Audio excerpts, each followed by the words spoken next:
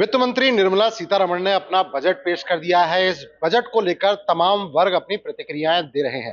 हमारे साथ फरीदाबाद की कुछ महिलाएं हैं, इनसे जानते हैं कि इस बजट में इनको क्या मिला, किस तरह की उम्मीदें थी और क्या इनको बजट में मिलता हुआ नजर आया। बताइए, आप क्या उम्मीदें थी और क्या मिला बजट में? मैं तो ये कहना चाहूँगी, सीतारमण जी अपने आप में एक महिला सशक्तिकरण अपने आप में स्थापित होता है। और आज उन्होंने बहुत अच्छा एक एग्जाम्पल सेट करा है कि जो महिला उद्यमी है वो 5 साल में 2 करोड़ तक का जो है वो टर्म लोन्स जो है वो प्रोवाइड कर रही है। तो ये अपने आप में बहुत अच्छी बात है। जो महिला जो है उद्यमी है उनके लिए बहुत राहत की बात है। अच्छा, अपना बिजनेस स्टार्ट कर सकती हैं, तो स्टार्टअप अच्छा है, बहुत बढ़िया है। महिला सशक्तिकरण को कहीं ना कहीं बढ़ावा मिलेगा। आप बताइए, आप किस तरह से देखती हैं इस बजट को? महिला सशक्तिकरण की पहली मिसाल की बजट पेश करने वाली स्वयं एक महिला हैं और पूरे देश के सामने समक्ष एक महिला ने बजट रखा है।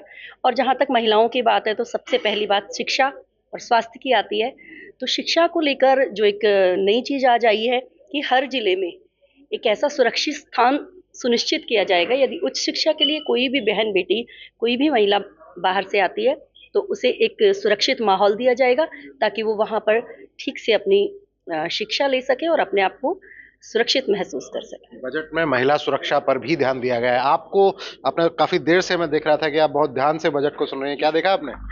मैंने देखा था कि जो हमारी करदाता है, महिला करदाता है, उन्हें इतना कर का जो समझ में नहीं आता है, उनको उनको छूट दी गई है कि भाई अगर गलती हो जाती है तो आपको पनिशमेंट की जगह आप भुगतान करो और फ्री हो जाओ। तो ये एक बहुत राहत की चीज़ है कि छोटे छोटे उद्यमी, उनको समझ में नहीं आता, वो नए होते हैं क्षेत्र में।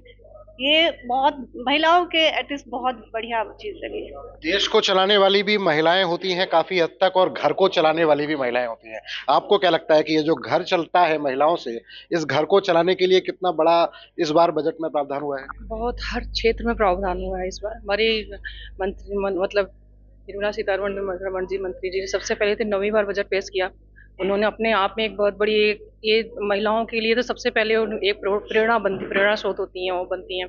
दूसरी चीज़ इन्होंने जो दवाइयों पे सबसे जो कैंसर से लेकर के 5 और भी गंभीर बीमारियां हैं उन पे मेडिसिन में जो उन्होंने शुल्क को हटाया है, जो टैक्स जो भी लग रहा है उससे जो है महिलाओं को घर के साथ साथ उनके हर औरत चाहती है, हर एक महिला चाहती है कि उसका परिवार स्वस्थ रहे, खुश रहे, सुखी रहे। तो इससे ज़्यादा और प्रसन्न क्या हो सकती है महिला? अपने से ज़्यादा तो सबसे पहले सर्वप्रथम उसका परिवार होता है। उसका परिवार होता है, परिवार में अक्सर ये सब बीमारियां आजकल देखी जा रही हैं। तो इसके मद्देनजर देखते हुए स्वास्थ्य के लिए इन्होंने इस पे बहुत अच्छा कदम उठाया है, बहुत अच्छा फैसला रहा है इनका। साथ में मैं महिलाओं की सुरक्षा के लिए भी बोलूँगी कि हर जिले में हर जो उसमें जो है छात्रावास जो खोलने की जो व्यवस्था वो कर रही हैं वो सबसे अच्छी व्यवस्था है। दूसरा, लखपति दीदी जी हैं का जो महिलाओं को स्वावलंबी बनाने की योजना है उसमें उन्होंने किया।